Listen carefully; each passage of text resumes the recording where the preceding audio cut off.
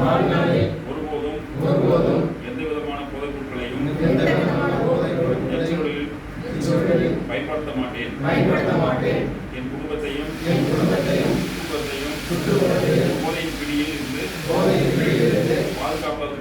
பாதுகாப்பதற்காக முயற்சி செய்வேன். சாமானிய மக்களின் உரிமையோடு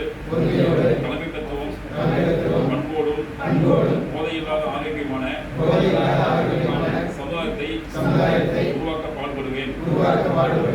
போதைக்கு எதிரான வலிமையான விழிப்புணர்வை மக்களிடம் கொண்டு சேர்க்க போராடுவேன்.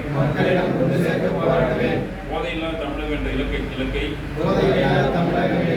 இலக்கை நோக்கி சாமானிய மக்களின் நல்வாழ்வுக்காக அர்ப்பணிப்புடன் செயல்படுவேன்.